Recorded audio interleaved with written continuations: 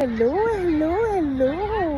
Tayo po ay nasa isang park. Tignan natin ang kabuong kapaligiran. Nag-aabang po ng pagsigaw ng ating kampana para magsimula na po sila ng kanilang almusal. Almusal po, yung pag-break po ng fasting. Fasting pa rin po Ramadan kasi dito. Ito ngayon na rin.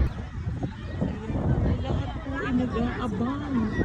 Para po sa pag-intay po at pagsigaw po ng ating kampana para magsimula po ang kanilang pagkain. Kaya abangan niya.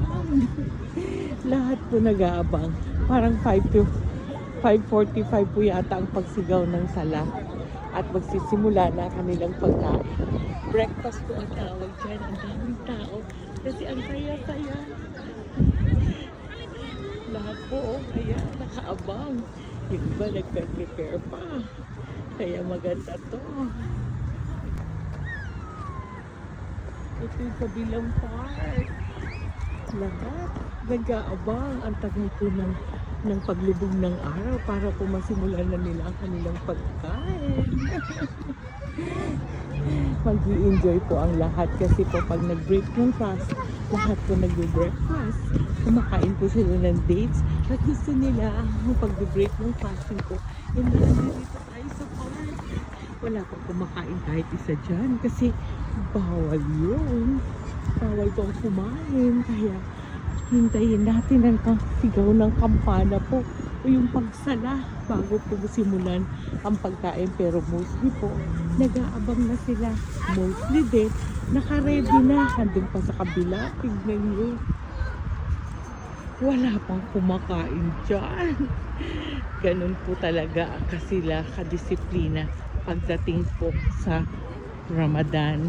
Talaga pong masyado silang masinurin. Actually noon po, naku, makukulong ka kapag kumain ka during time of Ramadan. Yung oras po ng pagpa-fasting.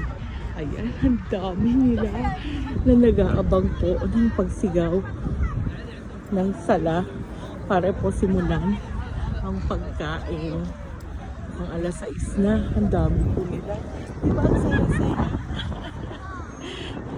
Nag-i-enjoy ang lahat. Kaya simulan na yan. Wala pa pong sigaw. Kaya nakaka-excite. Kasi masaya po pag nagsigawan, sumigaw na. Lahat po nag-aabang. Wala pa kumakain dyan.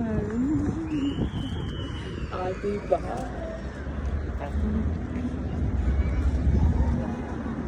Tahimik po, abangan natin. Gusto ko marinig yung sigaw na magsisimula na po pagkain. Nagdadasal pa. Barbecue dun.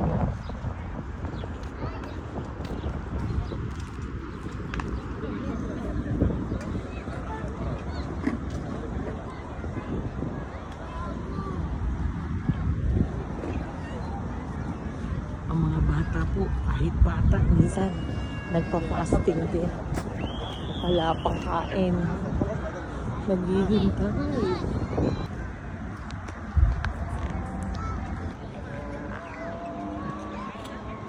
Ayan, nasimula narinig niyo na po ba ang pagsigaw ng sala? Yan po ay pahiwatig na pwede nang mag-breakfast. Sinisimulan po nila yan sa pag-inom ng isang basong tubig at pagkain po ng isang dates para po hindi sila medyo mahiro o magkaroon ng pangit na timpla. Naririnig si...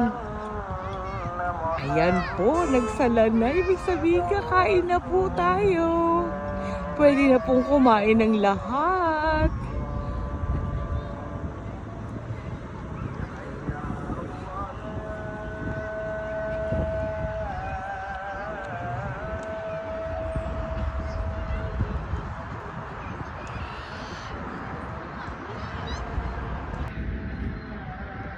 Ang saya, diba?